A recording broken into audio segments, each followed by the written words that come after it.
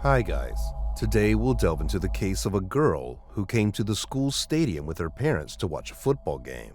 During the match, her parents suddenly realized the girl was nowhere to be found and started searching for her.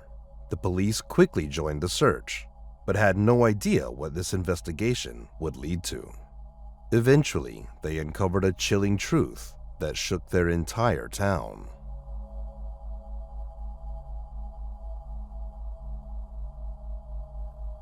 Gabby Doolin was born on December 26, 2007, in the small town of Scottsville, Kentucky.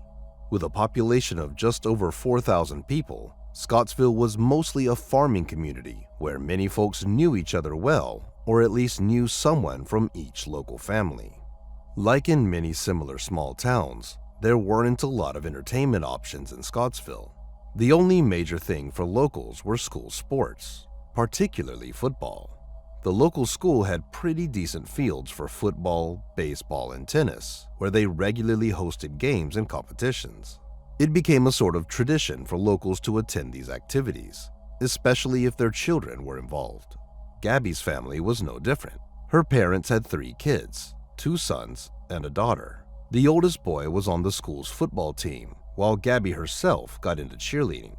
In November 2015, when Gabby was 7, their town was gearing up for the biggest football game of the year. Their school team was set to play against another county's team, and everyone was eagerly anticipating this event. Gabby's older brother was on the team, but she was more interested in just hanging out and having fun with other kids than in the game itself. Her parents initially planned to leave Gabby at home with their youngest son under the care of a relative, but Gabby managed to convince them to take her with them. On the evening of November 14th, they headed to the school field. Besides the local crowd, there were also many folks from the other county who came to watch the game and support their team. As soon as their family arrived at the stadium, Gabby spotted her friends and asked her mom if she could go play with them. Her mom agreed but warned her to stay within the school grounds and stick with the other kids. After that, her mom went to the bleachers and Gabby ran off to her friends. From then on, Gabby dashed back and forth to her mom a few times before going off to play again. At some point, she also came to her dad, who was in an announcement room. Gabby asked him for some money to buy some snacks at the concession stand before darting away. Sometime later, Gabby's friends ran up to her mom in the bleachers. She glanced at the group and immediately noticed her daughter wasn't among them. The girls asked if she had seen Gabby. They seemed visibly worried, and the woman replied that she hadn't seen her for quite a while. She then asked what was going on, and the girls explained they had decided to play hide and seek. Gabby was supposed to find them, and they hid in the restroom. But time passed, and Gabby never found them. Thinking they had won, the girls left their hiding spot and went to look for her, but Gabby was nowhere to be found.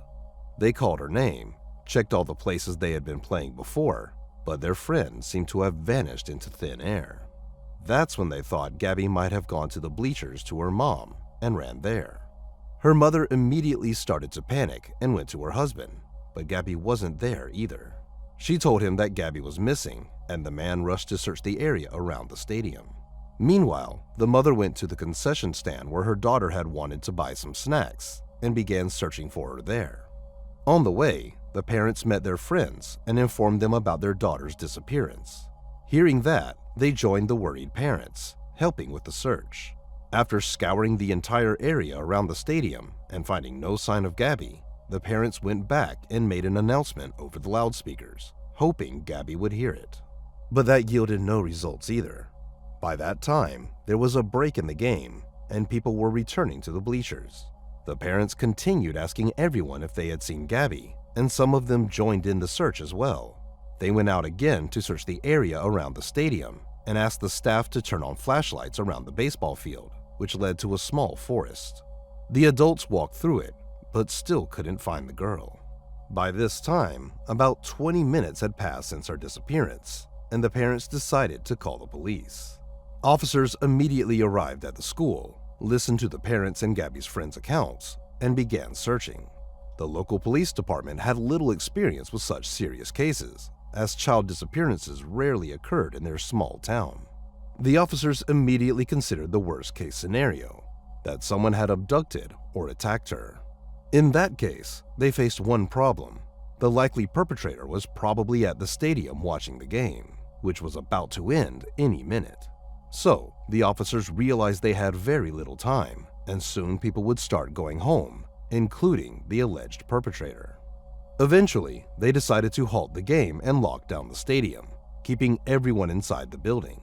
Officers watched every exit to prevent anyone from slipping away. The police didn't inform people about what was happening to avoid disrupting the search efforts. If everyone knew that the police were considering the possibility that a kidnapper of a 7-year-old girl was in the same vicinity as them, the situation could quickly escalate. Meanwhile, state police arrived at the school and began searching the area.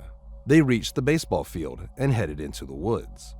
After some distance into the trees, they stumbled upon a small creek and saw the girl's body in it. They identified her as Gabby and called for an ambulance to take the body to the medical examiner. However, even a visual inspection was enough to suggest that the cause of death was asphyxiation, as there were distinct marks on her neck. Part of her clothing was also missing, leading the police to suspect that the victim had been sexually assaulted. Gabby's mother saw the ambulance near the woods and thought the police had found her daughter, who needed medical attention. She rushed there, but the police stopped her. They didn't want the woman to see this horrifying scene. Now that the police were dealing with a murder, they decided to move everyone from the stadium to the school gym. Investigators believed that the killer was likely among them, so they needed to quickly figure out how to identify them. They spoke to Gabby's parents and told them about what likely happened to their daughter.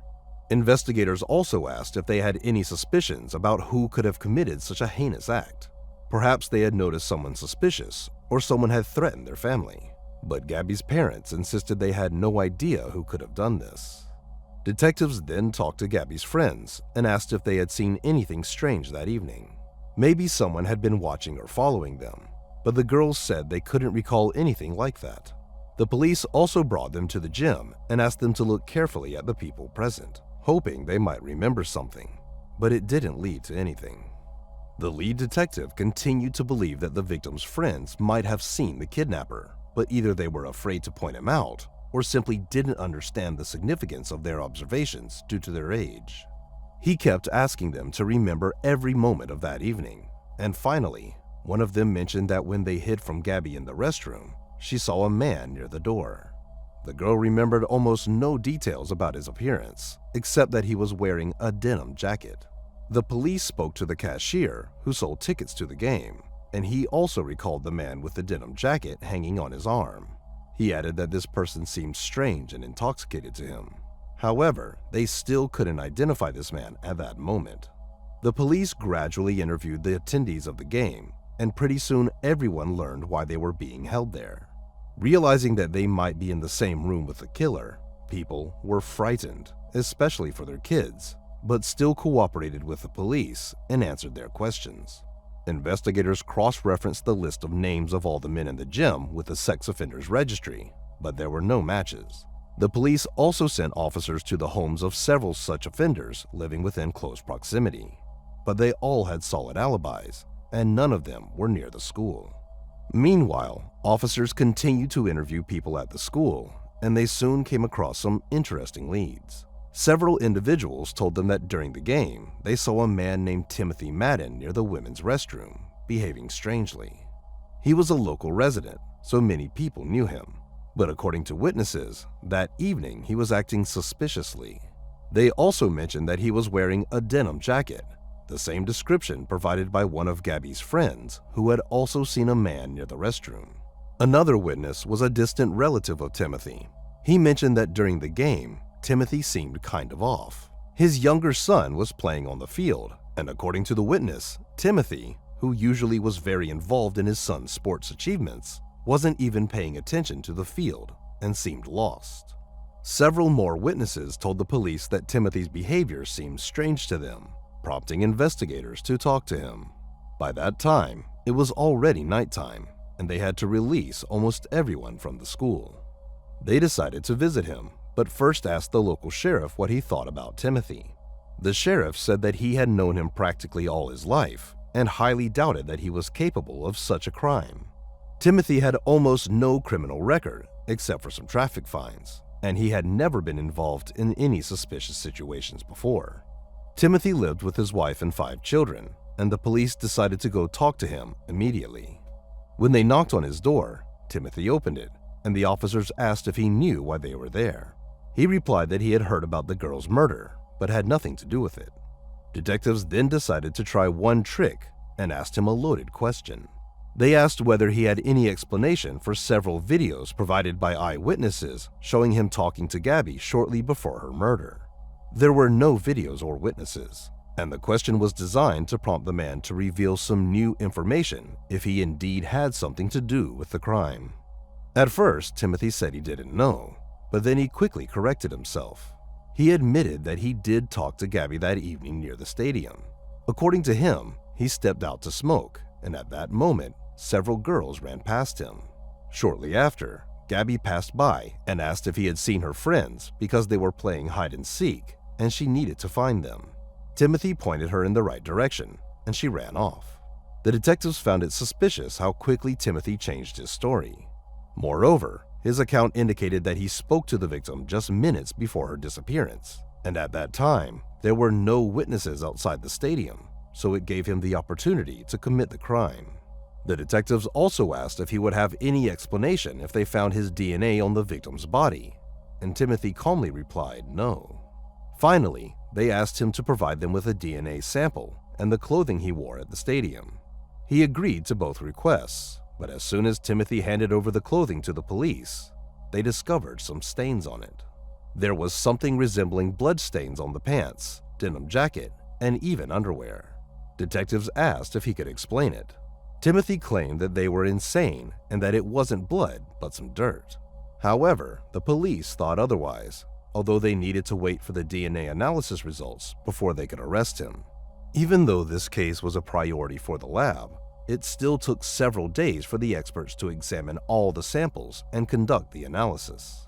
The forensic pathologist soon finished examining the body and confirmed that Gabby's cause of death was manual strangulation.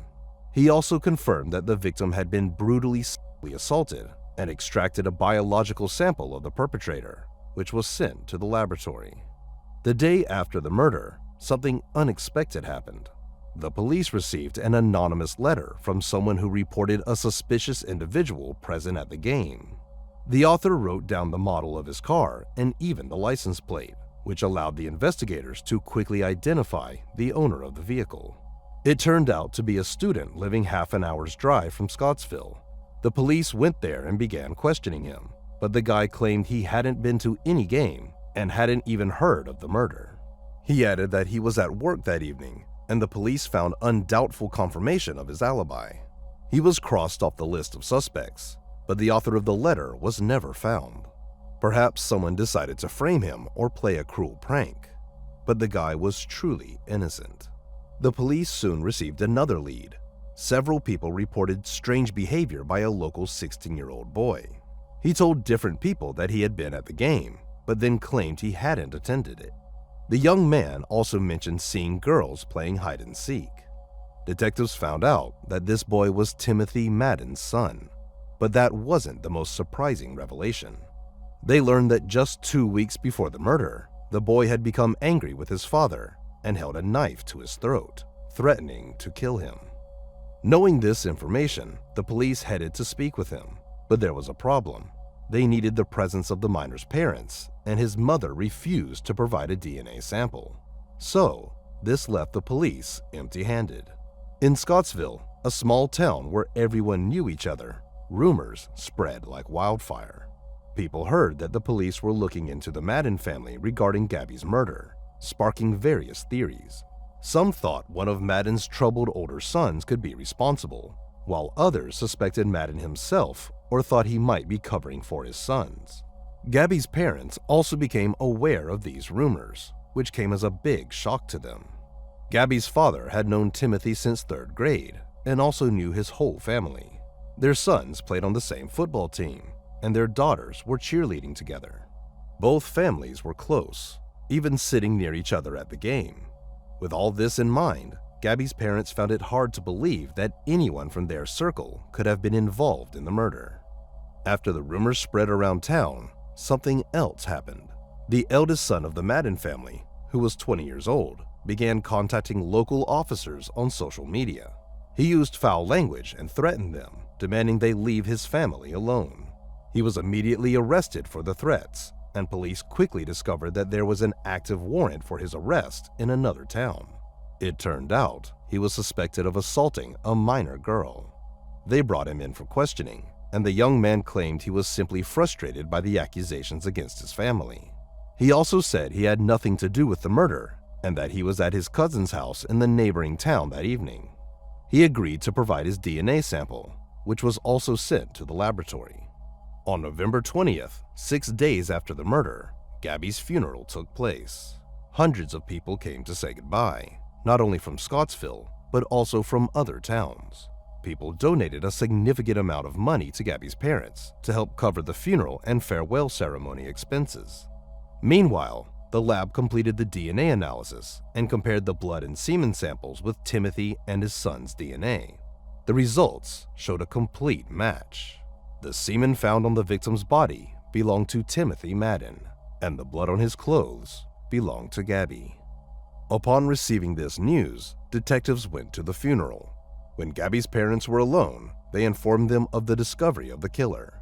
At the same time, the police officers went to Timothy's house, and he was arrested. As he was being transported from the police station, he shouted to the gathered reporters that he was innocent.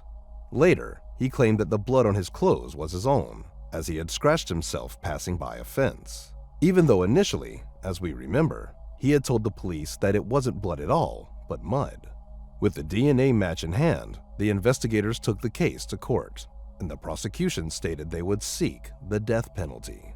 During the trial preparation, Timothy's lawyer insisted his client was innocent, and the origin of the evidence raised serious questions. He argued that during the supposed murder, Timothy was at the stadium filming the game, even though Timothy himself told the police he saw Gabby around the same time. The lawyer also tried to point out the fact that Gabby's body was found in a creek, but his client's clothes were dry when he returned to the stadium. Timothy's mother, who lived with him, stated that Timothy returned home in clean clothes, didn't look troubled, and behaved as usual. But the prosecution pointed out that all these arguments crumbled in the face of the fact that the suspect's semen was found on the victim's body. There could be no other explanation for this, and therefore, there was no doubt about Timothy's involvement. According to the police, his account of that evening contains some portion of the truth. He could have indeed stepped out of the stadium during the game and encountered Gabby, who was looking for her friends.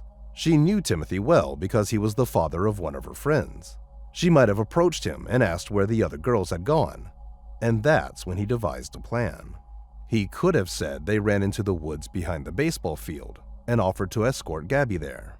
Once they were a few hundred yards away from the school, he could have assaulted and killed her, then returned to the game.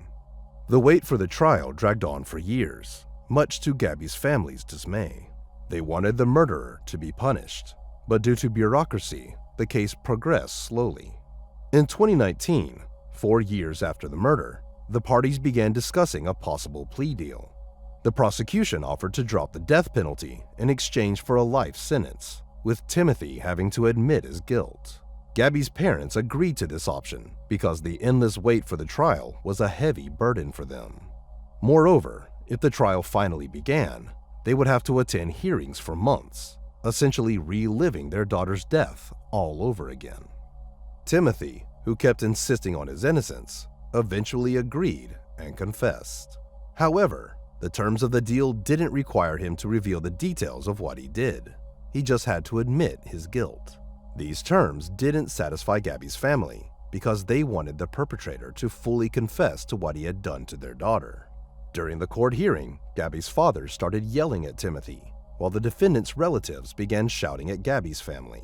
Eventually, the judge had to take a break and separate them. In the end, Timothy received a life sentence and went to serve it in a maximum security prison. But that's not all. In 2016, a year after Gabby's murder, something else happened involving Timothy Madden. A boy from a neighboring state saw a news report about the crime and recognized Timothy. Several years ago, he and his friend were walking near a mall parking lot when an adult man approached them. He tried to convince the boys to get into his car for a ride, but they found the offer extremely strange. The kids ran away from him, and the friend's relative contacted the police. According to the boy who saw the news report, the man was no other than Timothy Madden. But there was no substantial evidence for this case, so it didn't progress any further. Nevertheless, if Timothy had indeed attempted to abduct 2 boys in another state, it could tell us about his true nature more clearly. Perhaps, before Gabby's murder, he had been trying to find other victims, but had no success. And on that evening, when she approached him near the stadium, the man decided to seize the opportunity to satisfy his horrific fantasies. Diana Diallo was born in 1959 in a quiet suburb city of Los Angeles called Tustin. Her dad was in the military, and her mom worked at a small clothing factory. When Diana was 19, she met a guy named Kevin Green. She was at a bar with her friend when some men started bothering them. He was being too pushy, so Kevin decided to step in. After he made the guy go away, Diana offered to buy him a drink to say thanks. A few days later, they went on a date, and things moved pretty fast from there. At the time, Kevin was already married, but he and his wife were in the process of getting divorced. Meanwhile, he and Diana moved in together, and she got pregnant. As soon as Kevin's divorce was finalized, they got married the same day, eagerly awaiting the birth of their daughter. They rented an apartment in a small complex in Tustin. Kevin served in the Marines, working as a helicopter mechanic at the nearby base. Diana used to work with her mom at the clothing factory, but as her pregnancy progressed, she chose to stay at home and prepare for the arrival of their daughter. By the end of September 1979, Diana was 9.5 months pregnant, and she was due to go to the hospital any day now. On the evening of September 30th, after watching a movie together, Diana and her husband got into an argument. The stress of impending parenthood had been weighing on both of them, so they'd been fighting quite a bit lately. Kevin decided to take a drive to a nearby fast food joint to clear his head, and also avoid making the whole situation even worse. About 40 minutes later, a local police department received a chilling call. It was Kevin. He said that someone had shot his wife, and she needed an ambulance as soon as possible. At that time, a patrol car was nearby, and officers quickly arrived at the scene. Upon entering the apartment, they found Diana lying on the bed in her bedroom, covered in blood, seemingly from a head wound resembling a gunshot. The bedroom wall was also splattered with blood. Diana showed signs of life, trying to breathe, so the officers started performing first aid while they waited for the ambulance. They also asked Kevin to leave the room, as they were still unsure of what had happened. The medics soon arrived and carefully moved Diana into the ambulance. At first, they also thought she had a gunshot wound, but quickly realized it wasn't the case. The wound appeared to be caused by blunt force trauma. Kevin wanted to go with his wife, but the police didn't allow him to. They needed to take his statement, and at that moment, they were considering all possible scenarios, including his involvement in the attack. Kevin was clearly in shock and seemed to struggle to comprehend the officer's words. He even attempted to get into the ambulance, so they had to stop him. As it drove away, he began to regain his composure and finally told the police what had happened that night. Kevin explained that he and his wife had an argument, so he decided to go to a fast food joint to get burgers and clear his head. When he left the apartment, he realized he had left his keys inside, but chose not to go back for them. He simply shut the door and headed to his car. Kevin also mentioned that not far from their apartment complex, he saw a van with its back door open, and there was an African-American man walking back and forth to it. Given that it was around 2 a.m., Kevin found it a bit unusual. He drove to his favorite fast food place, but there was a long line, so he went to another one of the same chain a few miles away. He bought some burgers and headed home, which took about 40 minutes. When he got to the front door, Kevin found it wide open. He rushed inside and heard strange sounds, like someone snoring. Upon entering the bedroom, he saw Diana covered in blood, struggling to breathe, and immediately called the police. Some parts of Kevin's story immediately raised questions.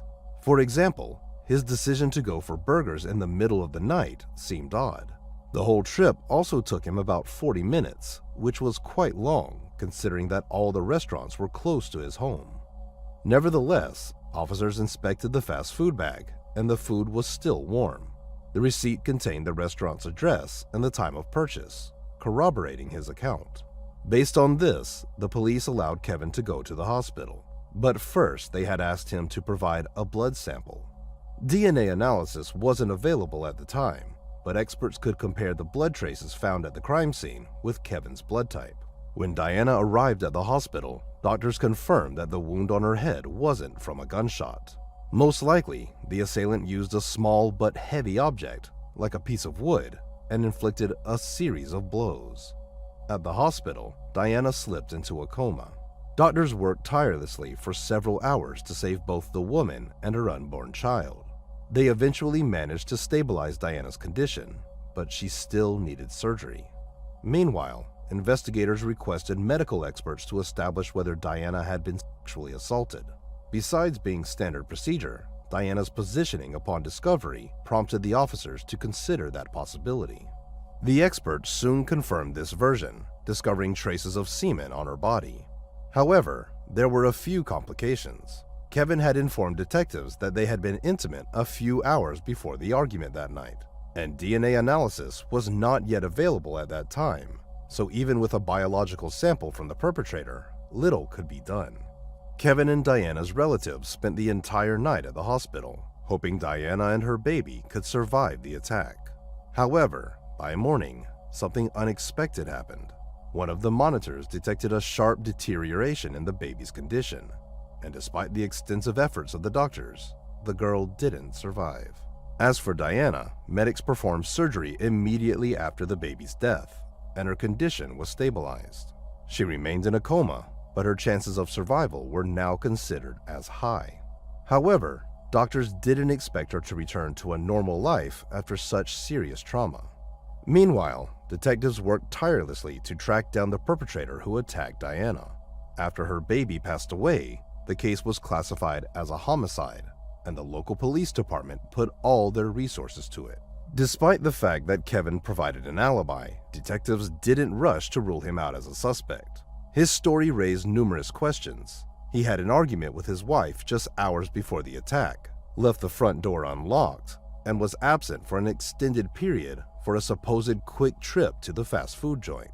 His claim of seeing a suspicious man near the house in the middle of the night also seemed too convenient. But there was no evidence against Kevin. Moreover, the police already had another suspect. About a year before these events, crimes with a similar modus operandi had started happening in Tustin and its surrounding areas.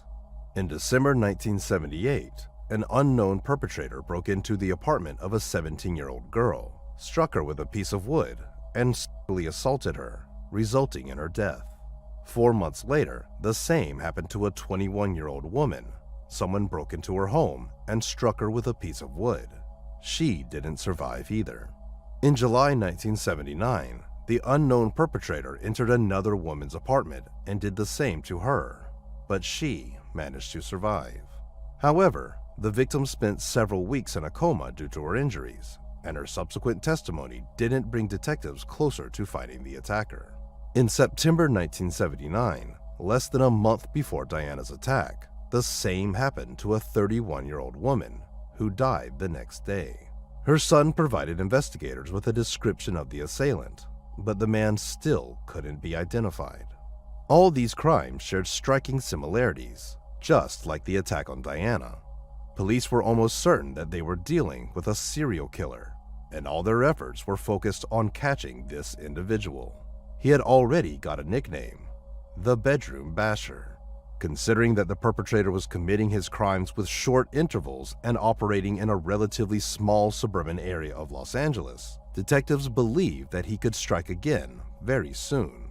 They decided to reach out to the public through the media and warn all women who lived alone, especially those in lower-floor apartments, as they were apparently the preferred targets of the suspected serial killer. This sparked a wave of panic. Women began clearing store shelves of any means of protection, signing up for self-defense courses, and staying with friends and relatives, trying to safeguard themselves from the dangerous criminal. Police also began patrolling the streets at nightfall. Detectives interviewed anyone who could have had any connection to these crimes, and soon they received their first leads. Several neighbors of the victims reported seeing a suspicious white man with dark, thick hair near their houses.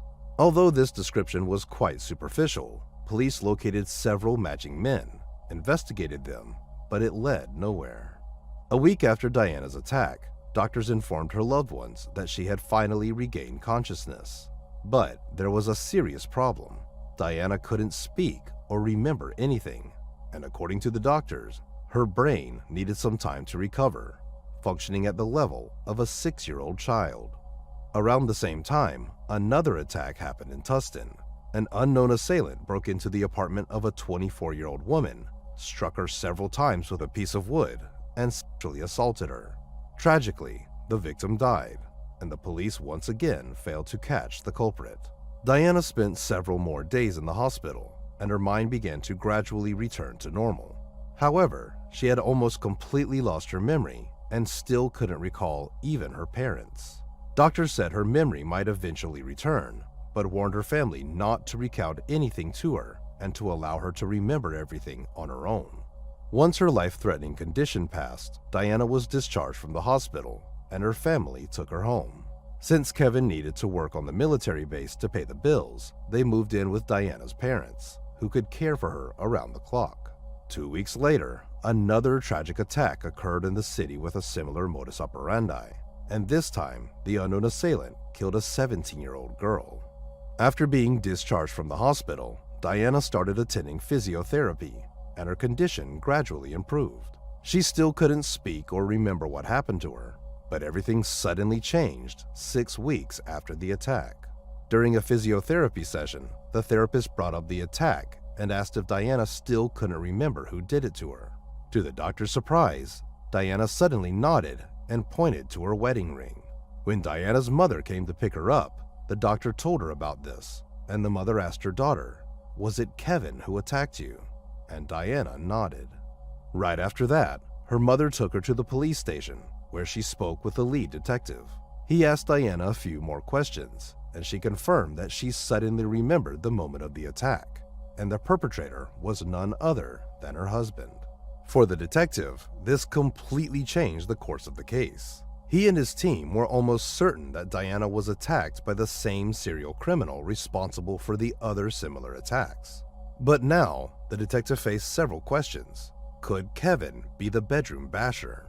He lived in the same area where the attacks happened, and even matched the description provided by several witnesses who saw a white man with dark hair. Or did Kevin decide to get rid of his wife by disguising himself as the active killer? Considering that all the actions of the bedroom basher were almost identical each single time, it wouldn't have been difficult. The detective thought that if he arrested Kevin now, his involvement in other crimes might never be proven, and Kevin himself could flee as soon as he realized he was caught. So, he made a difficult decision. He asked Diana and her mother to pretend that Diana still remembered nothing and to return home to Kevin. This was obviously a huge challenge for both of them, but they agreed nonetheless. Investigators put Kevin under surveillance and closely monitored all his movements, hoping to eventually link him to other attacks. Police spoke with Kevin's friends to learn more about the suspect, and they quickly found out something interesting. Those who knew him well said that his relationship with Diana was quite tense.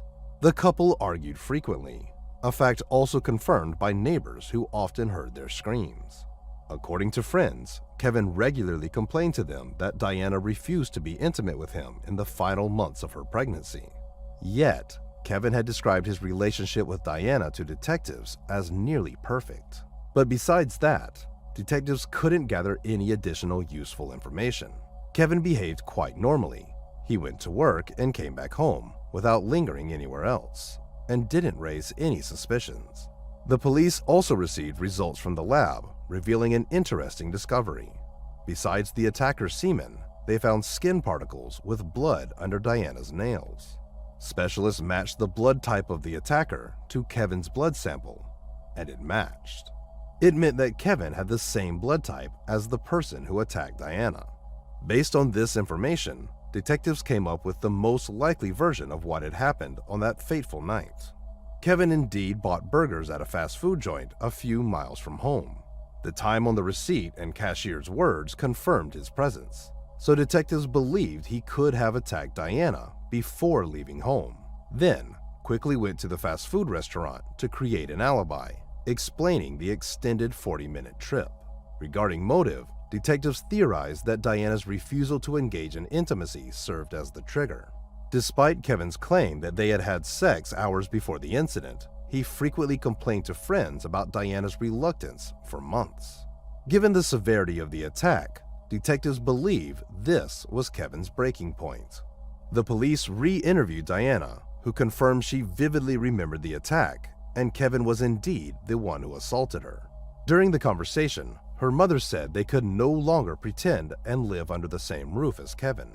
After that, detectives decided to arrest him and proceed with legal action. Kevin was taken into custody while he was at a store to avoid risking Diana's family and conducting the arrest at their home. Kevin refused to admit guilt, insisting that everything happened exactly as he had told them. Preparation for the trial took 10 months. During this time, Diana's physical condition gradually improved. She could speak again, although not without difficulty. Diana was also examined by several doctors, who came to a unanimous conclusion that her brain had sufficiently recovered, and she was a reliable witness.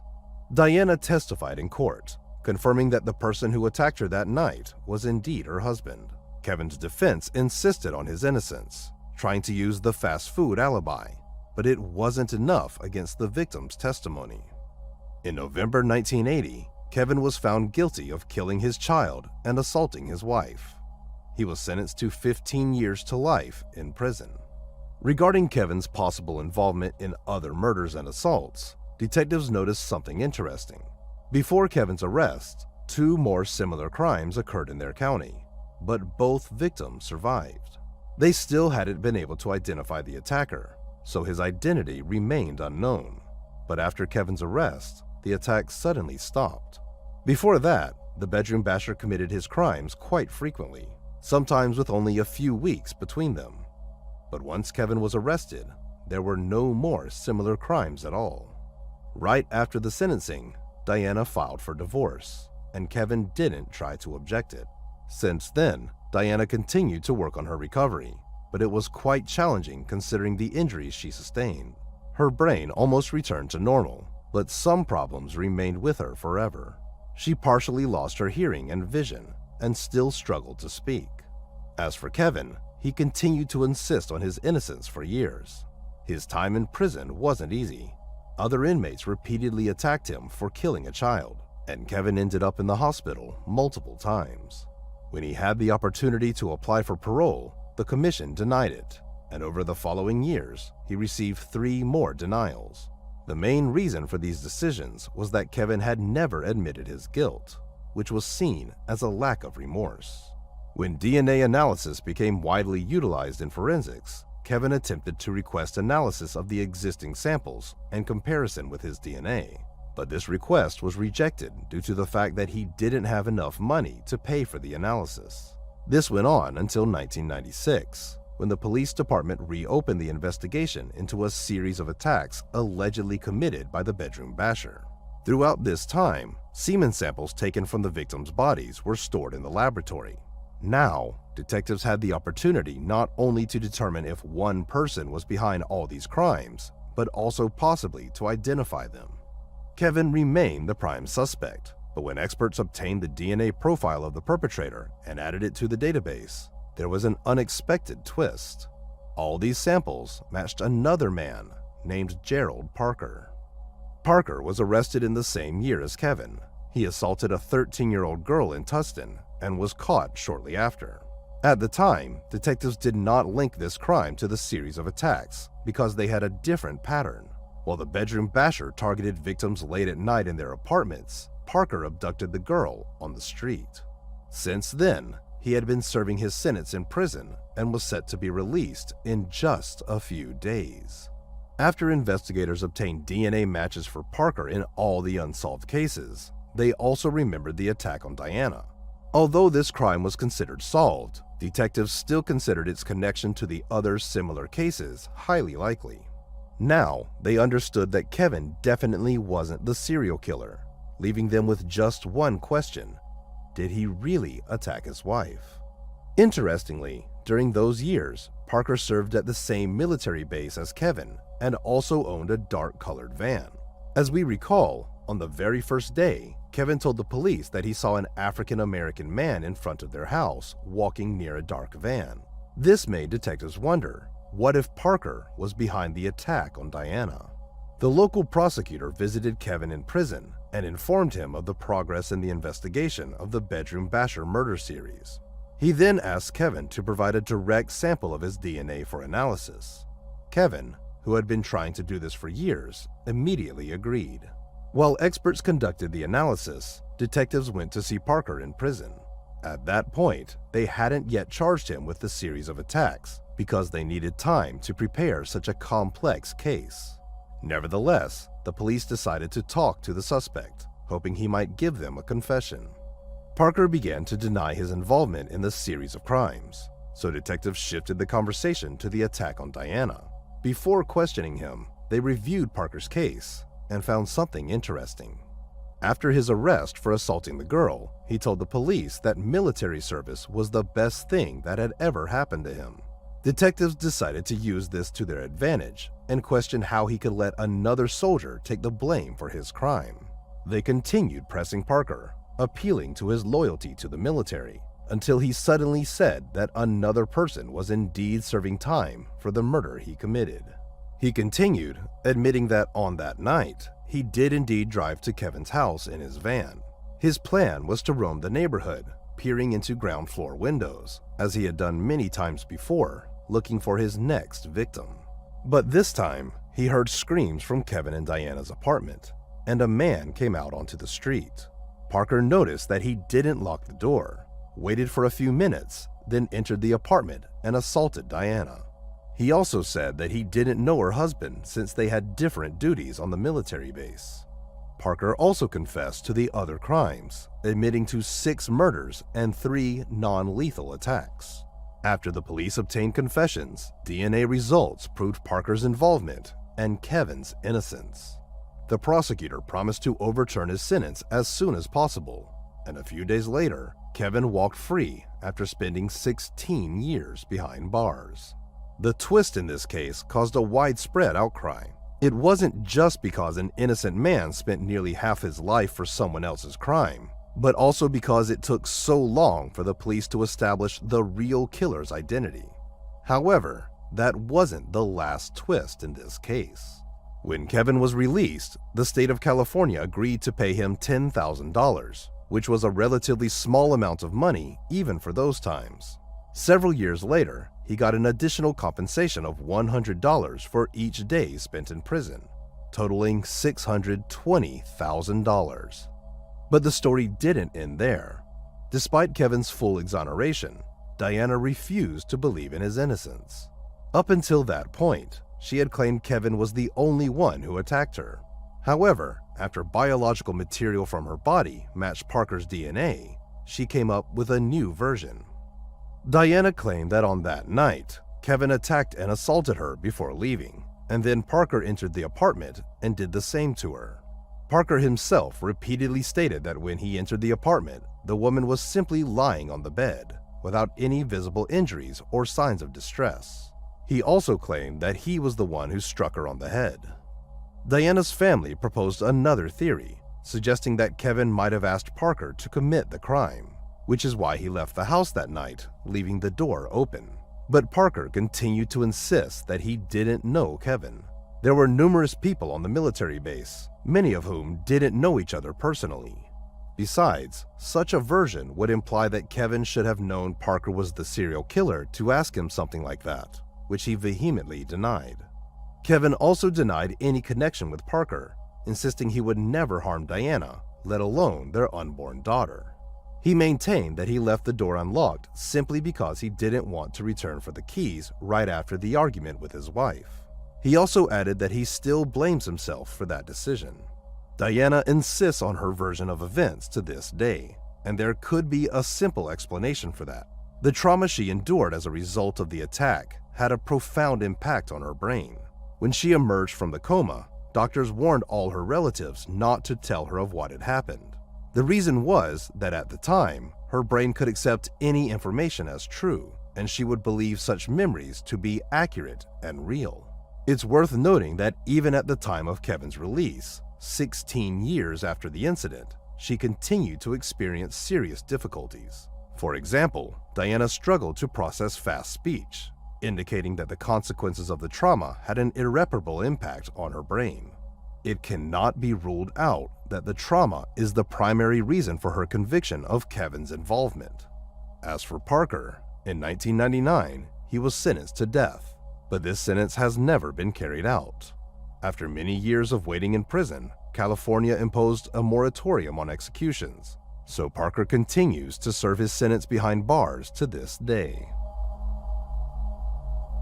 Sarah Ann Wood was born on March 4, 1981, in New York. She grew up in a religious family. Her father was a pastor in a small town in the middle of the state. From a young age, Sarah, along with her older sister and brother, attended services at her father's church and went to Sunday school.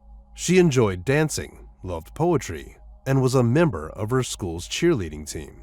Sarah also loved riding her bike and often used it to get to her father's church. It was less than a mile from her home, and Sarah regularly rode there for services, Sunday school, or just to help her father with something.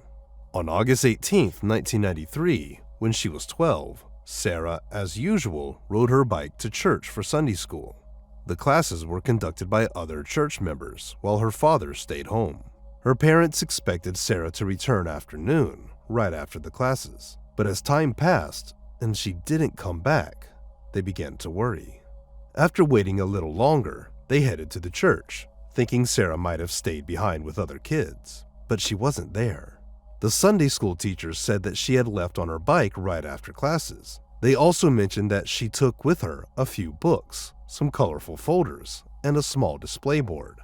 Her parents grew even more concerned because the ride home from church should have only taken a few minutes, and it was unlikely Sarah would have gone anywhere else with all those items. Moreover, she always stopped by to ask for permission if she wanted to go somewhere else. Her parents followed the route to the church, asking neighbors if anyone had seen their daughter. Since it was a small town and Sarah's father was well known through the church, dozens of people quickly joined the search. They soon found a witness who had seen Sarah riding towards her house around 2:30 p.m. She was spotted just a few hundred yards from her home, which made her parents even more anxious. They were almost certain something bad had happened to Sarah and decided to contact the police. The local police department immediately began the search, deploying dozens of officers. The sheriff also asked the fire department for assistance, and they joined the effort.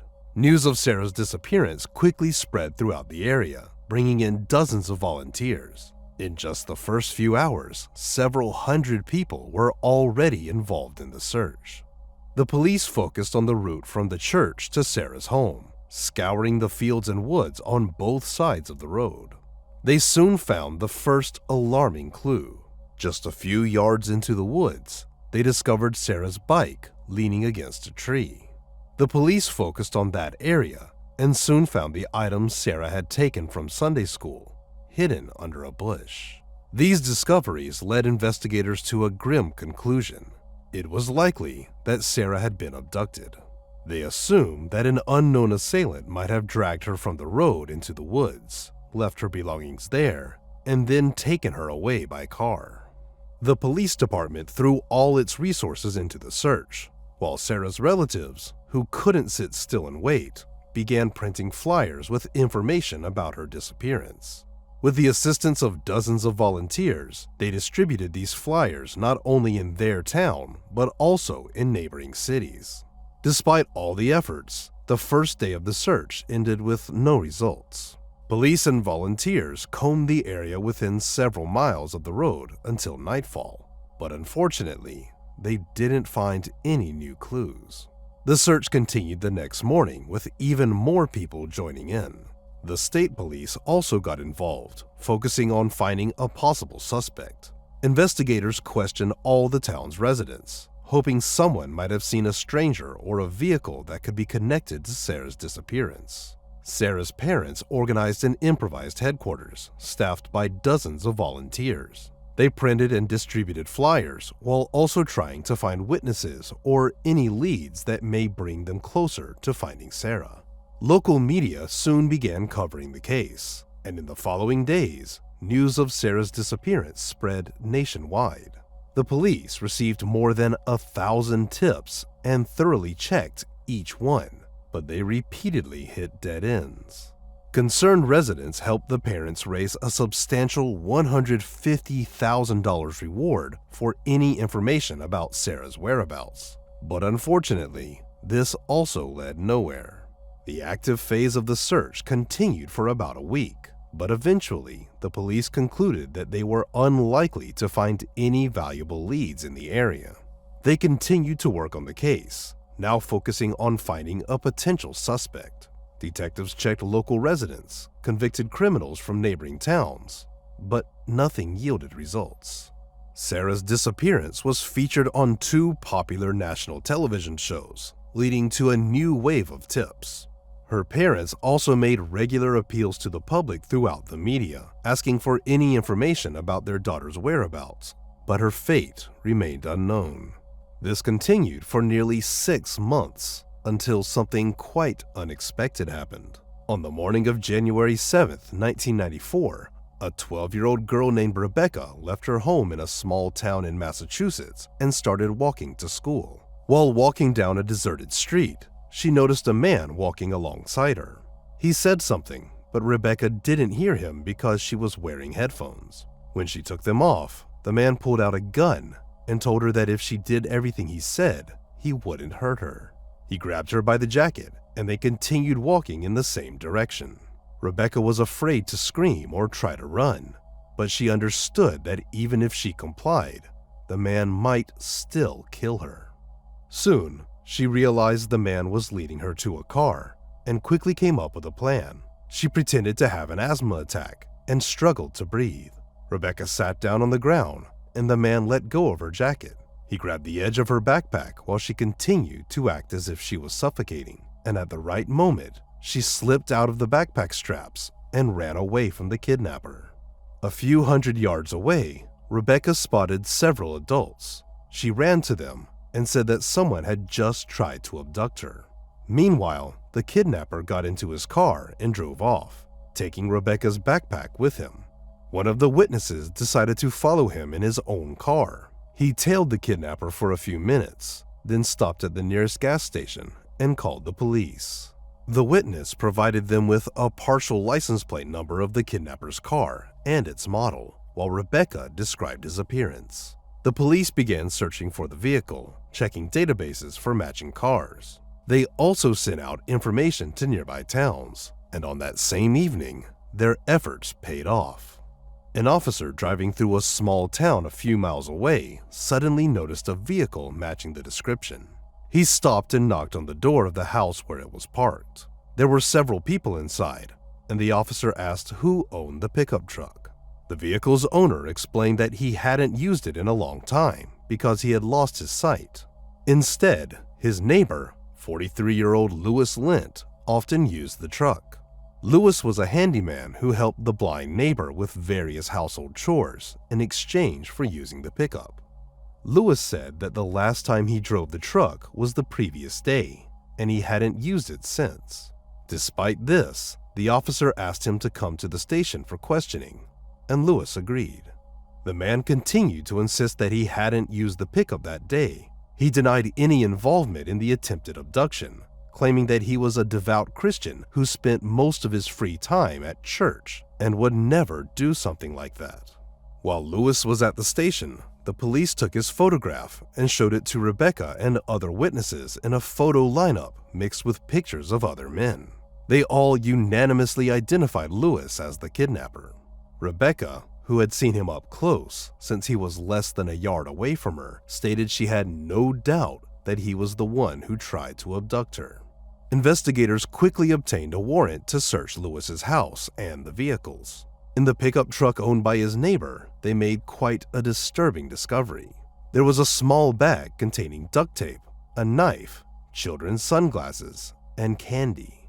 In the van, which belonged to Lewis and was also parked near their house, police found a gun and Rebecca's backpack. Inside the house, investigators found something even more startling: a large, secret room dug out beneath the house, which was still under construction. With all this evidence, the police arrested Lewis for the attempted abduction. Initially, he continued to insist on his innocence, but pretty soon decided to confess to everything.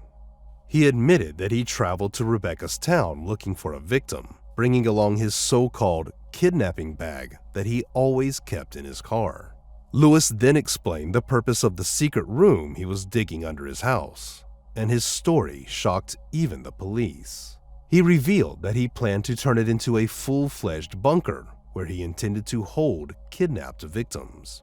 Lewis said he aimed to abduct 11 girls, aged 12 to 17, to satisfy his horrific fantasies. He added that until the room was finished, he didn't plan to keep his victims there long, intending to kill them within a few days. In Lewis's house, the police also found a list of several names. Upon identifying these individuals, they realized all of them were children living not far from Lewis's home. It appeared that Lewis had been considering them as potential future victims once he completed the secret room. After his confession, Lewis was placed in jail, awaiting trial for attempted abduction. Investigators continued to visit him to gather some additional information, and during one of these visits, he unexpectedly confessed to another crime. Lewis revealed that 4 years prior, in October 1990, he was working as a janitor at a movie theater in the same town where he later attempted to kidnap Rebecca. On the evening of October 22nd, he left work and saw 12-year-old James Bernardo riding his bike near the parking lot. Lewis immediately decided to abduct him with the intent of assaulting him. There were no witnesses in the parking lot, and he had a bag with his kidnapping kit in the van, the same one that police later found during the search. Lewis offered him $5 to help set up chairs in the movie theater, and James agreed. Lewis led him to the empty theater, where he tied him up. He then drove his van closer to the entrance, dragged the boy and his bike inside, and took him to his home. He left the boy there and drove to a nearby lake to get rid of the bike. After throwing it into the water, Lewis returned home and attempted to assault the boy, but was unsuccessful, so he decided to dispose of the victim. He dragged him into his van and drove to a neighboring state, where he killed him and left the body in the forest. It was soon discovered by a hunter who reported it to the police. However, over the course of several years, detectives were unable to get closer to identifying the culprit.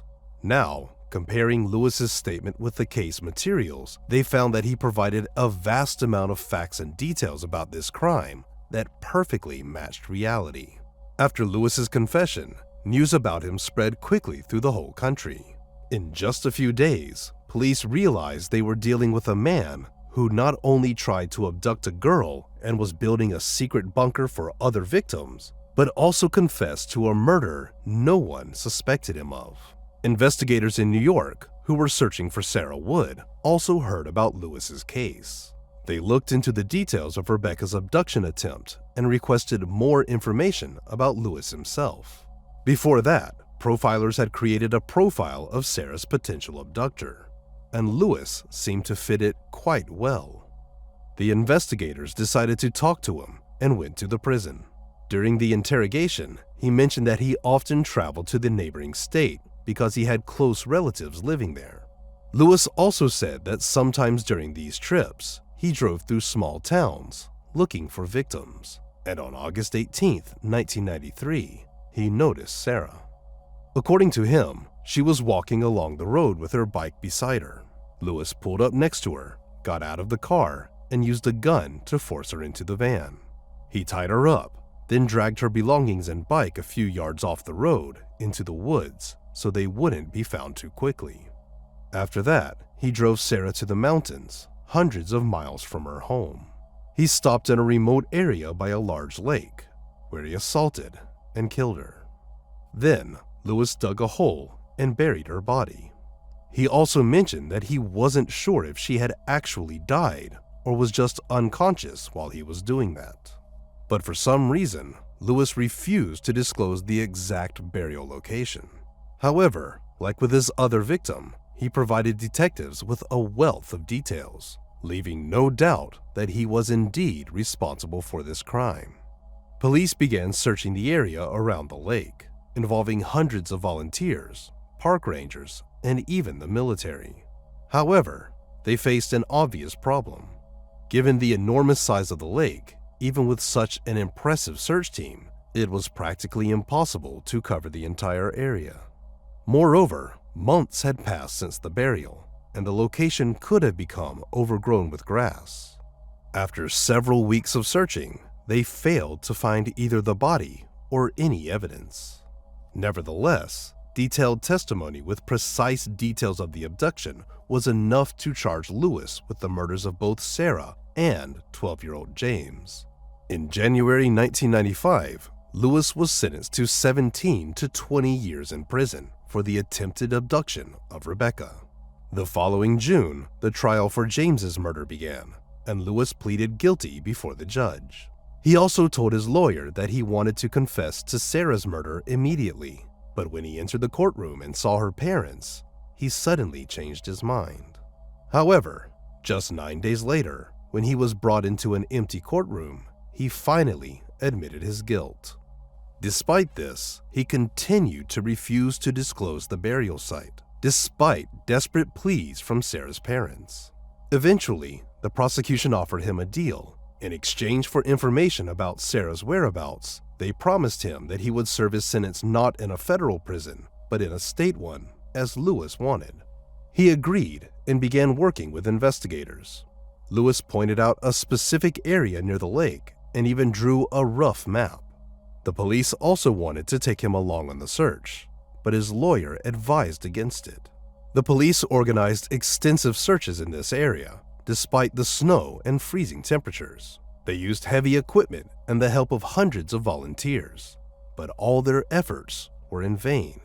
They weren't able to find Sarah.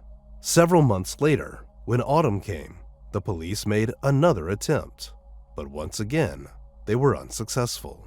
Throughout this time, detectives tried to get more specific information from Lewis, but he refused to disclose the exact location or help the police find it.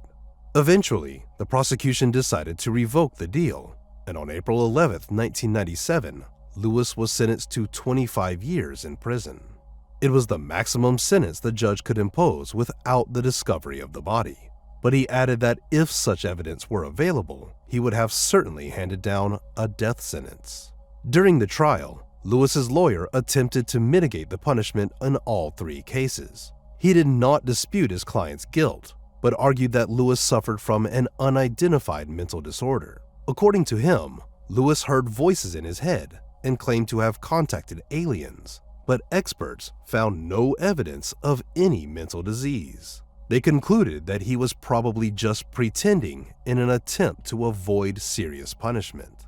After the verdict, detectives continued to visit Lewis in prison, hoping that he would finally reveal Sarah's burial site. He behaved quite strangely and gave the police different locations, often contradicting himself. Once, he stated that he was not ready to disclose the location because he had buried Sarah next to another victim and did not want anyone to find out who it is. Sarah's parents also visited Lewis in prison, begging him to tell them the burial site, but he continued to remain silent. Detectives were also considering Lewis's possible involvement in other unsolved cases. After he confessed to the abductions of Sarah and James, the police had almost no doubts that he had other victims.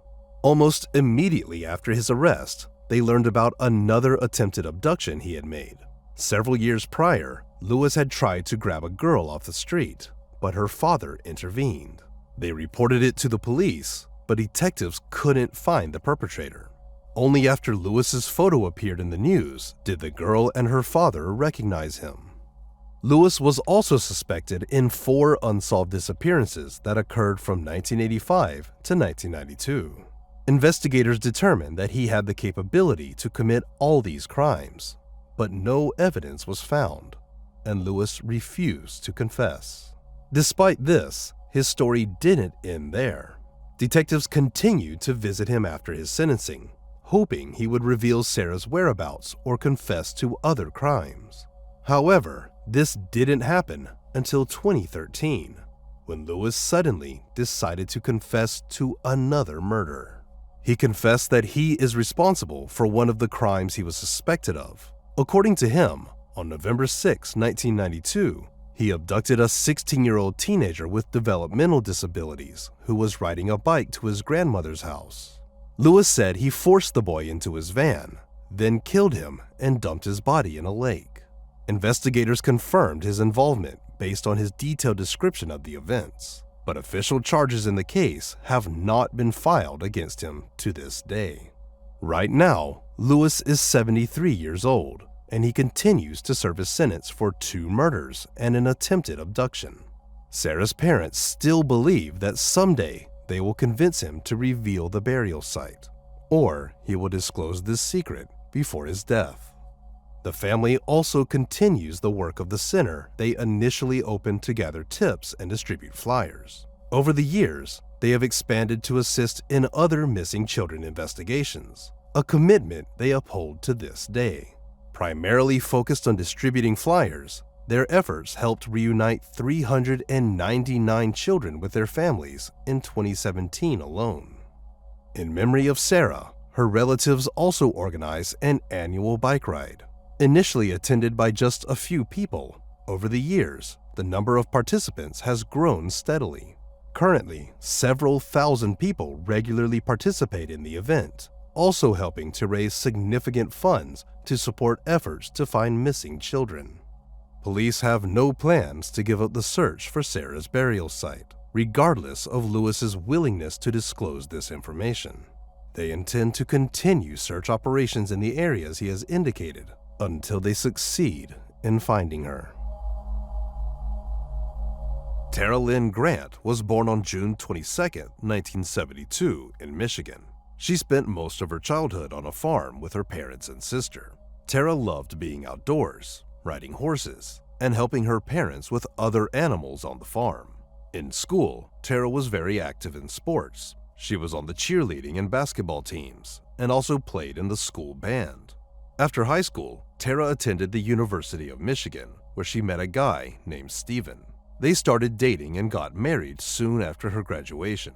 Tara, who earned a business degree, got a job at a large international company. Steven, on the other hand, planned to go into politics. He had been an assistant to a state senator during his time in university, but when the senator retired, Steven was left without a job. So, he started working at a small tool-making shop owned by his father. 4 years after their wedding, the couple had a daughter, and a few years later, a son. After their second child was born, the family bought a new house in a prestigious neighborhood in Macomb County, Michigan, right outside of Detroit. By then, Tara had made significant progress in her career, but it came with its drawbacks. She had to travel a lot for work, often flying to different states and countries, which meant she could only spend weekends at home with her family. Because of this, Steven took on most of the childcare responsibilities. His job at his father's company allowed him a flexible schedule, so he could spend more time with the kids. But it was still challenging for him to juggle work and childcare, so they decided to hire a full-time nanny. There is a special program that helps families find a nanny from another country who would live with them full-time and take care of the children. Thanks to her job, Tara could afford to hire such a nanny, and soon they found the right person.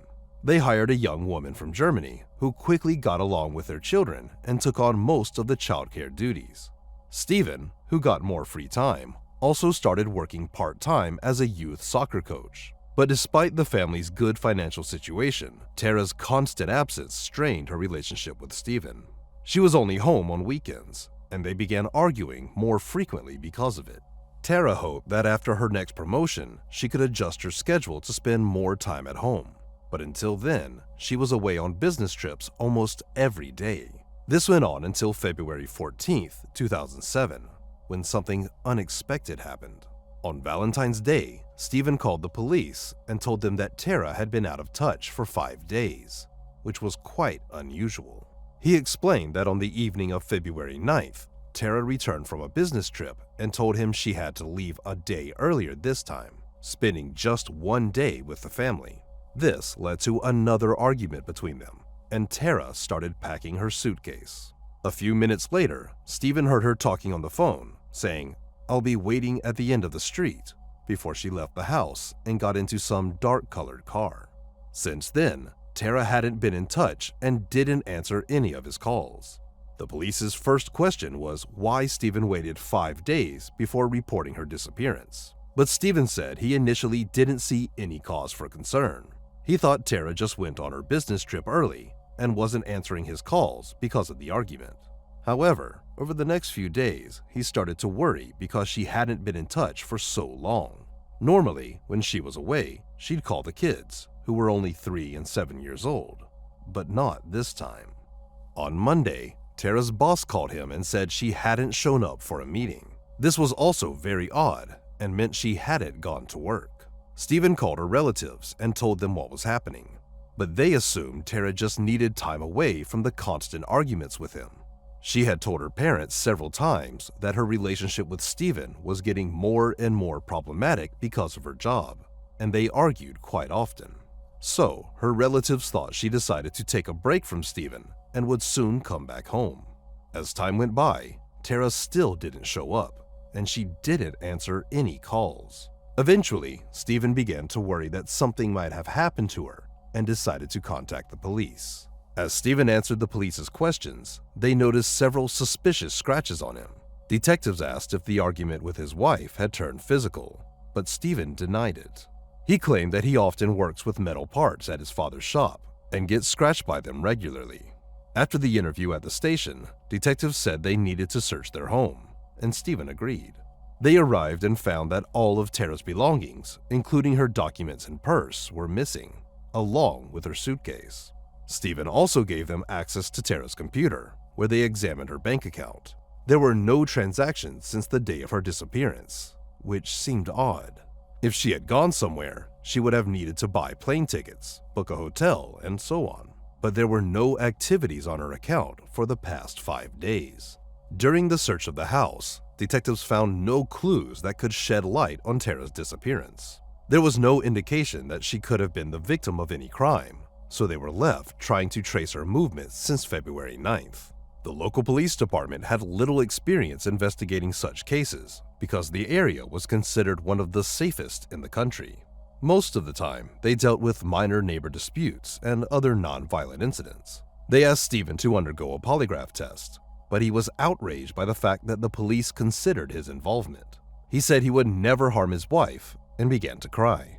The police left his house and began to consider their next steps. But the following morning, Stephen suddenly called them and said he was ready for the interrogation. However, just a few moments later, his lawyer contacted the detectives and told them that he had advised his client against it. The police obviously considered Stephen as the person of interest, as he was Tara's husband. Besides being standard practice in such cases, they simply couldn't find any other leads. Tara's relatives, friends, and colleagues all said they hadn't heard from her since February 9th and had no idea where she could be. There was no activity on her bank account either, although she would have clearly needed to make some purchases. Detectives began to think how they can interrogate Stephen and quickly found something interesting. His driver's license had been revoked, but he continued to drive his car. So, officers waited for him to get behind the wheel and arrested him. But he once again felt like the police were treating him as a suspect and refused to talk to them. His lawyer quickly bailed him out, and Stephen returned home. The police continued to search for clues and requested Tara's mobile phone records. Her last call was made on the day of her disappearance. She called Stephen from the airport and said she would be home soon. After that, she received numerous calls from Stephen, but they all went to voicemail. Detectives listened to these recordings. Stephen repeatedly asked her to answer or call back, and accused her of neglecting their children. He also pleaded with her to come home for their sake. The phone itself was turned off, and based on data from the cell phone carrier, the last time it connected to cell towers was in the vicinity of Tara's house on the evening of her disappearance. Interestingly, the police found no incoming calls during that period. And as we recall, Stephen mentioned that someone called Tara before she left the house and said she would be waiting on the street. But despite this, from Stephen's voicemail recordings, detectives got a feeling that he genuinely worried about his wife and was angry with her for leaving their children. Although they didn't rush to rule him out as a suspect, but they couldn't find any new leads either. Stephen still refused to talk to the police, accusing them of wasting time on him instead of searching for Tara. Instead, he actively engaged with the media, which began covering the case from the early days. Tara's mysterious disappearance quickly drew widespread public attention, and Stephen appeared in front of cameras almost every day, pleading for her to come home. When information about the case reached the company through which Stephen and Tara hired the nanny, they decided to send her back to Germany. Before leaving, she gave a statement to the police and spoke positively about her time in their home. She also mentioned that on the evening Tara came home, she was at a bar with friends. When she returned home, she saw Stephen, who seemed upset and told her that Tara had just left the house. Despite Stephen's refusal to cooperate with the police, he hired a private detective, a former FBI agent, who conducted his own investigation, but also failed to find Tara. With no leads on their hands, the police decided to try a different approach. They contacted the company through which Tara and Stephen found the nanny, and here they found something interesting. Before hiring the woman from Germany, they had a total of 6 nannies, but none of them stayed in the job for long. Detectives spoke to them, and almost all said that Stephen's behavior seemed not only strange, but also frightening to them. According to their accounts, he rummaged through their belongings, asked intimate questions, and often yelled at them, treating them as if they were supposed to follow his commands. The police then wondered why the last nanny from Germany portrayed her time with the family in a completely different light, with only positive words about Stephen. They secured permission to monitor her emails and phone, leading to an unexpected revelation. Detectives uncovered messages between her and Stephen, revealing they had been having an affair. It emerged that the 19-year-old had been involved in an intimate relationship with him during Tara's business trips, which persisted until she was forced to leave the country. Although this was an important lead for the police, infidelity did not prove Stephen's involvement in Tara's disappearance, so they continued to search for other evidence. Speaking with Tara's relatives and friends, detectives learned that nearly all of them had disliked Stephen since she married him. According to them, he behaved quite strangely, tried to control her every move, and didn't get along with anyone in her family. Investigators soon learned something else. Stephen's former girlfriend, whom he had dated before meeting Tara, called the police and told them something interesting. According to her, Stephen had reached out to her several months prior, and their conversations gradually became more intimate. Eventually, Stephen began openly expressing his desire to engage in a romantic relationship with her, despite both of them being married. Stephen also complained about Tara and her constant absence. According to him, he suspected her of cheating on him with her boss. He even admitted to installing special software on her computer, which he used to read her messages, but found no evidence to confirm his suspicions. All of this made the police even more inclined to consider the husband's possible involvement in Tara's disappearance, but they still needed some evidence. When several weeks had passed since her disappearance, they began to consider the possibility that she might no longer be alive and launched extensive searches for her body. They enlisted volunteers and began searching the area within a radius of several miles from Tara's home, as well as a large park nearby. The search went on for several days, but it yielded no results. This continued until February 28th, when a local resident called the police. The woman came to the same park for a walk, aware of Tara's disappearance and the ongoing search for her body, so she remained vigilant and kept an eye out for anything unusual. Soon enough, she did notice something strange. Under one of the trees along the trail, there was a plastic bag covered with branches and snow. It was clearly filled with something, and the woman decided to take a closer look. Through the bag, she saw rubber gloves and something resembling metal shavings inside, and there was something dark red at the bottom. She decided to take the bag with her and handed it over to the police. Detectives immediately realized that there was likely blood at the bottom of the bag and sent it to the lab. But there was a problem. Experts warned that due to a high workload, DNA analysis could take up to 2 months. Nevertheless, they examined the contents and confirmed that it did indeed seem to be human blood. The police immediately focused their search efforts in the area where the bag was found, deploying all available resources. Stephen did not participate in the search, citing bias from the police. Instead, he gave a lengthy interview to a news channel, making quite a few questionable statements. He repeatedly criticized Tara for being absent from her home most of the time, labeling her a bad mother. Stephen claimed he took on almost all parenting responsibilities and was a better mom than she was. When reporters asked about their financial situation and whether he had been living mostly on Tara's money, Stephen became angry and insisted he didn't need a penny from her. During the interview, Stephen also accused Tara of infidelity without providing any evidence. Throughout the conversation, he repeatedly condemned Tara and emphasized how difficult their marriage had been for him. As Stephen was giving the interview, the detectives made some progress. They had previously tried to obtain a search warrant for Tara's home without success due to insufficient grounds, and Stephen had prevented them from searching it voluntarily. However, after the blood-stained bag was discovered in the park, the judge granted the warrant. The police arrived at the house, and around the same time Stephen returned after the interview. Detectives informed him of the warrant to search his home, and Stephen opened the door for them before calling his lawyer. The lawyer inquired if his client was under arrest, and the police answered no. Stephen then said he would take his dog for a walk, fetched it from the house, and left, while the police began the search. They went through room by room, eventually reaching the garage. There, one of the detectives noticed a large green container with several plastic bags inside. Slitting one open, they found an unknown substance, along with what appeared to be women's clothing. Opening another bag, the officer realized with horror that it likely contained human remains.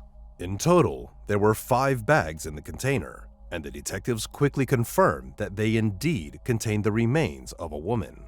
The police realized that they had found Tara's body, and Stephen must be her murderer. However, Stephen had not returned, so the police immediately began searching for him. They feared he might flee or harm someone else, knowing he was likely going to prison anyway.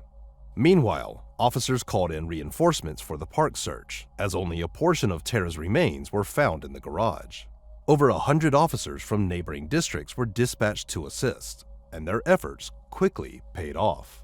Several hundred yards from where the bag was discovered, they found another part of the body, and later, they found the head. Due to the cold temperatures, the remains were well preserved, allowing detectives to confirm they belonged to Tara. They found several more body parts, and as night fell, the search was suspended until morning. All this time, detectives also tried to locate Stephen, but to no avail. They reached out to his friends, and one of them revealed that Stephen had called him, informing about the search at his house, and asked to pick him up from the street. Stephen's friend drove there and took him to his home. On the way, he noticed that Stephen behaved quite strangely. He seemed scared, his hands were shaking, and overall, it felt like Stephen was on the verge of a breakdown. When they arrived at the friend's house, Stephen said he wanted to see his children and asked to borrow the friend's car. At that time, Stephen's children were in another state under the care of his sister. The friend gave him his pickup, and Stephen left. The police requested information about his phone and credit cards, allowing them to quickly determine his route. They saw that Stephen withdrew money several times on the way to the neighboring state and called his sister. So the police realized he was heading to his children and immediately set off in that direction.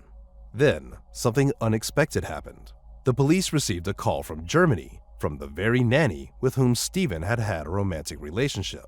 She told him that Stephen had just called her and confessed to killing Tara.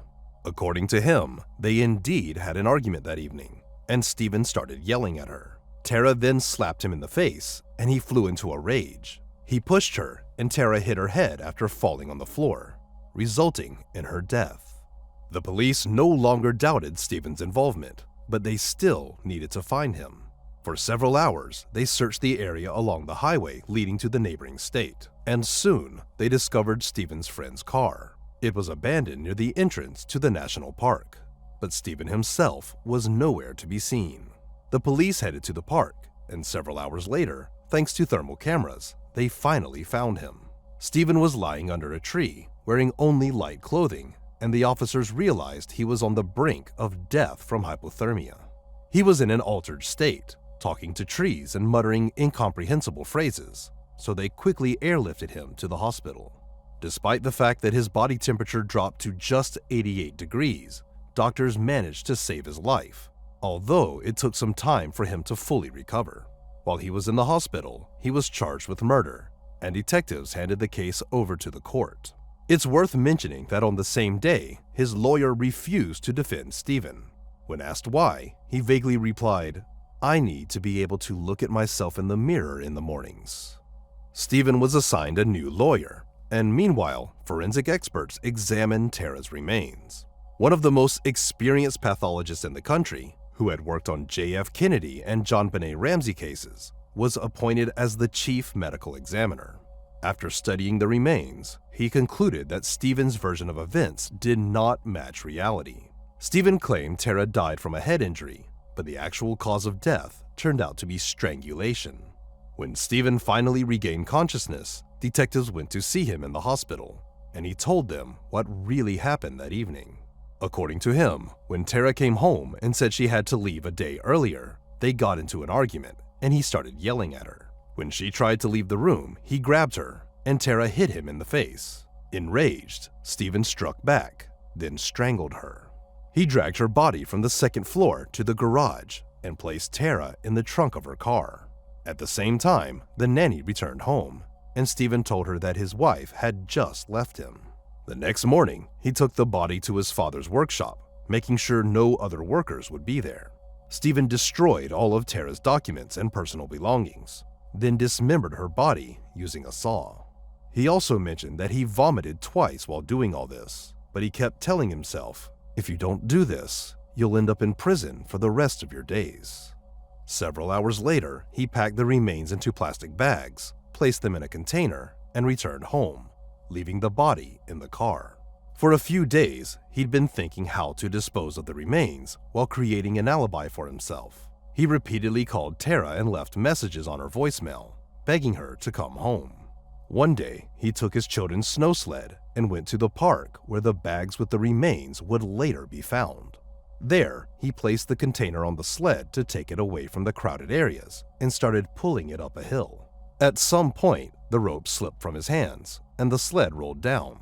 The container overturned and the bags with the remains spilled out. Stephen picked them up, put the container back on the sled, and after a while buried the bags under the snow in remote areas before returning home.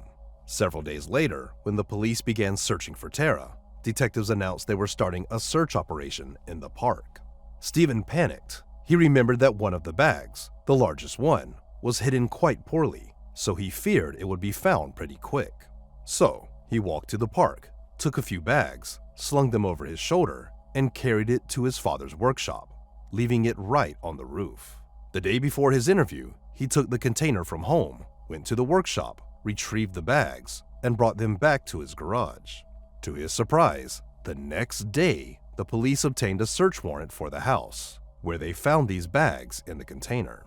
After that, Stephen confessed that when his guilt became apparent, he had not planned to surrender alive.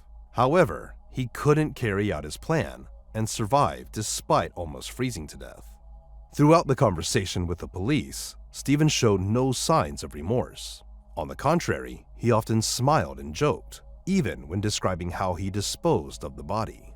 While Stephen awaited trial in prison, his children continued living with his sister. However, Tara's family wasn't happy with this arrangement. Stephen's sister continued to communicate with him, feeling sorry for him, and even joked about Tara's murder. Eventually, Tara's relatives succeeded in having the children stay with Tara's sister, but Stephen's family still had the right to see them. The trial began in November 2007, and Stephen didn't deny his guilt. Nevertheless, his new lawyer tried to argue for a lighter sentence, explaining that Stephen committed the crime after many years of marital problems caused by his wife's frequent absence.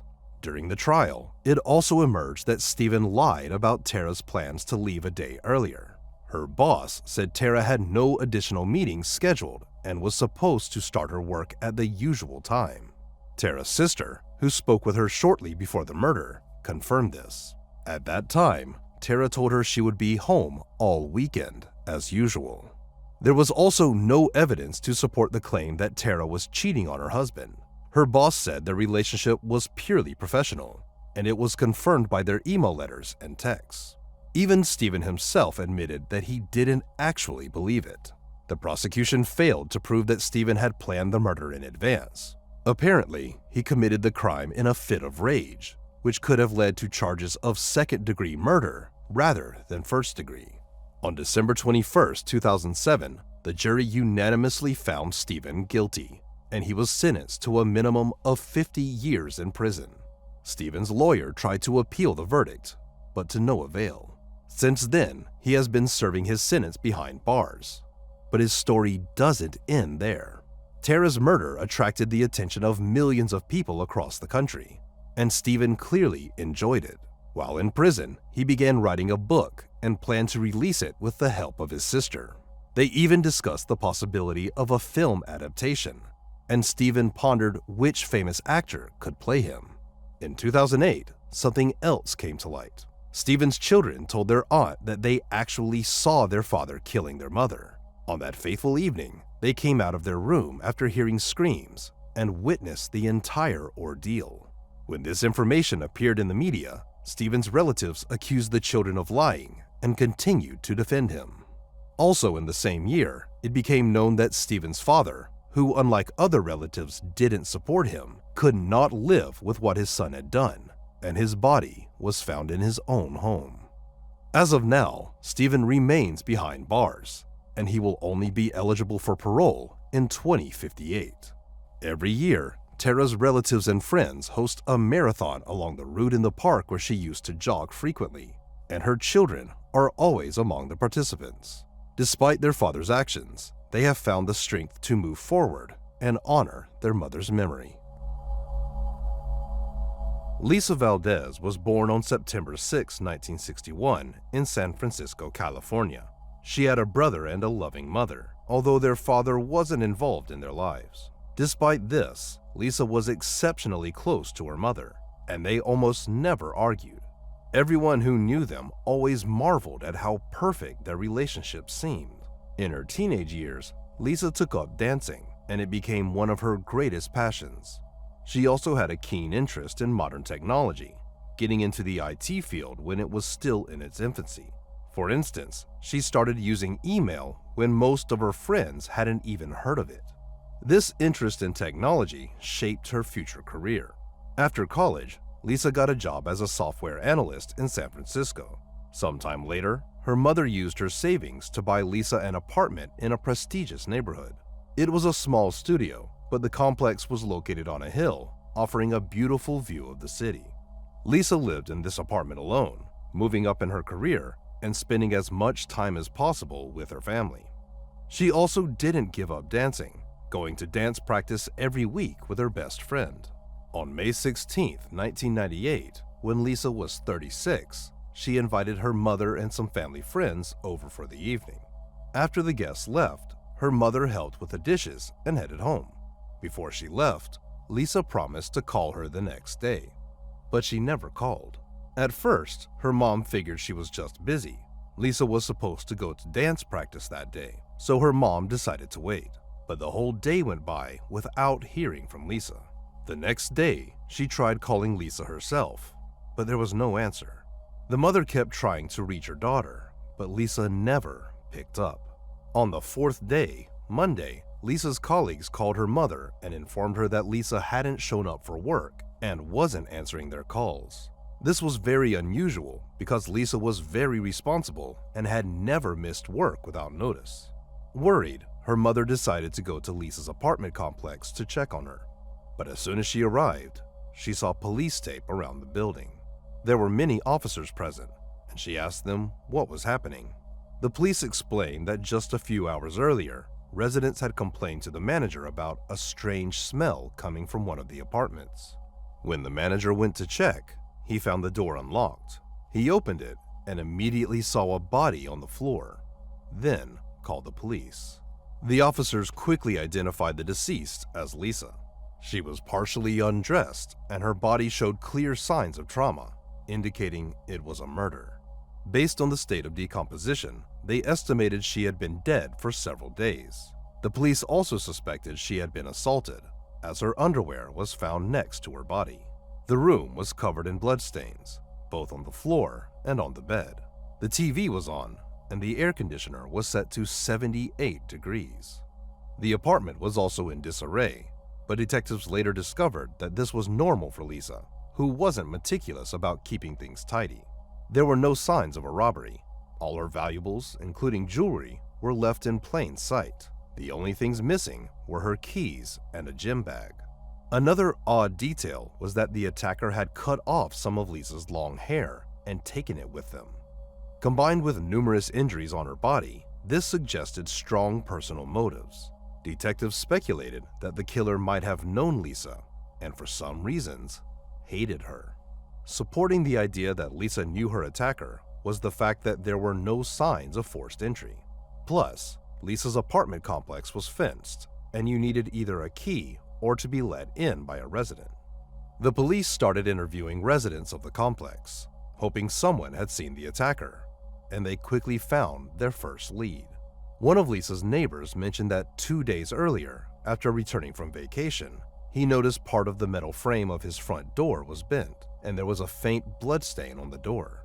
He reported it to the manager, but they decided not to involve the police since it was clear no one had broken into his apartment. Detectives were almost certain the same person who killed Lisa was responsible for this incident, but the motives behind the actions were unclear. Perhaps the killer tried to break into the neighbor's apartment and was caught by Lisa, leading to her murder. According to another theory, the attempt to break into the neighbor's apartment might have occurred after Lisa's murder, which seemed odd. Detectives talked to the housekeeper who cleaned Lisa's apartment every week.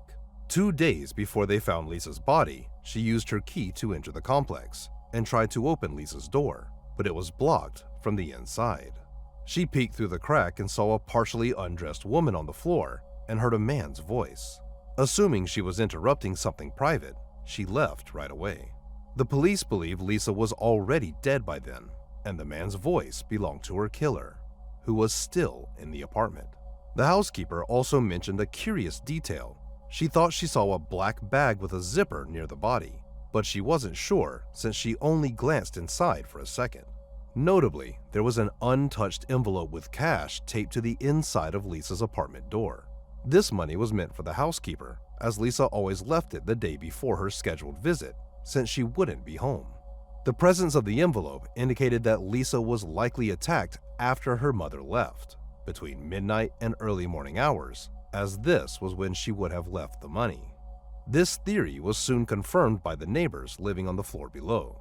They reported hearing noises from above that night, sounding like thumps, followed by someone coming down the stairs, though they didn't see who it was. While medical experts examined Lisa's body, detectives continued searching her apartment for clues.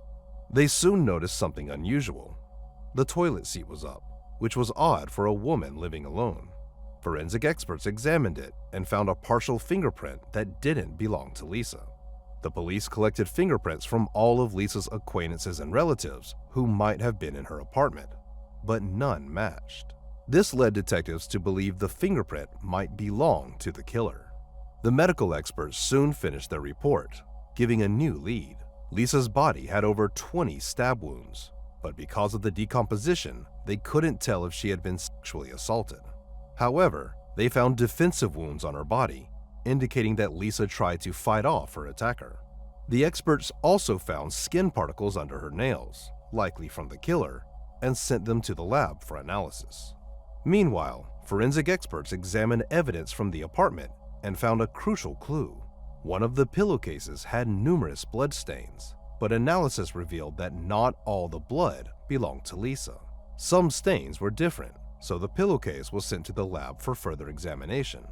Investigators theorized that the killer might have accidentally injured himself while stabbing Lisa, which was common in such cases, since a knife can easily slip. This theory was supported by another finding. Inside the toilet, they discovered 2 bandages from a first aid kit, which the killer might have used to stop his bleeding. He also could have left his fingerprints on the toilet seat while throwing away the bandages. DNA analysis showed that the blood on the pillowcase belonged to an unknown man, not in the FBI database. The skin particles from under Lisa's nails also matched this man, as did the bloodstain on her neighbor's door. Although there were no matches in the DNA database, detectives now had the killer's DNA profile. They began comparing it with samples from suspects in their system who had committed crimes in Lisa's area, and also started looking closely at her acquaintances. Lisa's mother revealed that Lisa had been dating a man named Albert Ketto, and they were supposed to go on a date the day after the murder. However, Ketto had canceled it just a few days prior. Detectives brought Ketto in for questioning, and they immediately noticed a large cut on his hand. They suspected that the killer might have injured his hand while stabbing Lisa, and this is common in such attacks. This immediately made Ketto a suspect, but he denied any involvement in the murder. The detectives took his fingerprints and DNA samples and sent them to the lab for comparison. To their surprise, none of it matched. The blood on the pillowcase and the skin particles from under Lisa's nails clearly belonged to someone else. Investigators continued searching for other possible suspects and decided to listen to the messages on Lisa's answering machine left in the days leading up to the murder. They compiled a list of 40 callers, but one strange message stood out to them. Just a few hours before the murder, while Lisa still had guests at her home, a man called her, but she didn't pick up. So, he left a rather unusual message. "You know how it goes, Takeda. Hey, Lisa, are you home?" The police played this message for Lisa's friend, who immediately recognized the voice as belonging to a colleague of Lisa's named Albert Robinson.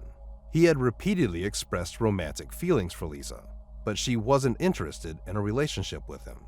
They continued to interact at work and in the company of mutual acquaintances, and Lisa considered him a friend. Several days after the murder, during the victim's family's memorial service, something else happened. Robinson showed up and gave a speech that puzzled everyone present. He claimed that he and Lisa were deeply in love, planning to get married and start a family. Lisa's friends and her mother stated that Robinson's words were completely untrue. Lisa had told them that Robinson had shown interest in her, but she had no romantic feelings for him. Lisa's mother also stressed their close relationship, saying that Lisa wouldn't hide such plans from her. Robinson was brought in for questioning, where he denied any involvement in the murder. He said he loved Lisa and claimed he would never harm her. However, he refused to provide his DNA sample and fingerprints to the police. All of this pointed towards Robinson as the main suspect, and detectives kept searching for any new leads. If Robinson was truly obsessed with Lisa, and she didn't feel the same way, it could have driven him to commit such an act. The brutality of the crime strongly suggested personal motives, and the fact that the killer had cut off some of her hair and taken it with him could be connected to his obsession. Detectives eventually were able to obtain a search warrant for his house, where they found something truly unusual. There were dozens of Lisa's photos everywhere, further indicating Robinson's obsession. However, Robinson continued to deny his involvement in the murder. This time, he provided his fingerprints and DNA sample. Detectives were almost certain he was the killer, but they were surprised when the lab results showed no match with the samples found at the victim's apartment. As a result, Robinson was removed from the list of suspects, and the police continued to search for new leads. Despite their efforts, the detectives repeatedly hit dead ends, and the case remained unsolved for years. Investigators repeatedly sought updates on the comparison of the killer's DNA sample and fingerprints with databases, hoping that he would surface for some other crimes, but it never happened. Initially, police found it strange that someone who committed such a brutal crime wasn't in the databases, as they doubted it was his first serious offense. Over the following years, police continued to check for matches in the databases, but they always came up empty. Lisa's mother gave interviews on television multiple times, urging anyone with information to come forward, but detectives still couldn't find any new leads. In 2010, detectives learned that the FBI had started using a new DNA technology to compare the suspect's samples with individuals in the database to locate their relatives. Unlike genetic genealogy, which emerged several years later, this method only worked with close relatives. For example, experts could find the father or a brother of the DNA owner in the database. With no other leads, in 2011, police requested such a comparison and began waiting. On September 2nd, the lead detective received a call from the FBI with two pieces of news, good and bad. They stated they wouldn't perform the comparison with possible relatives in the database, but the reason was quite unexpected. Before conducting such a comparison, experts always retested the suspect's DNA sample, and this time, 13 years after the murder, it came back as a perfect match. The DNA from blood and skin particles found under Lisa's nails matched a sample from a 52-year-old man named Anthony Hughes, who had just recently entered the FBI database.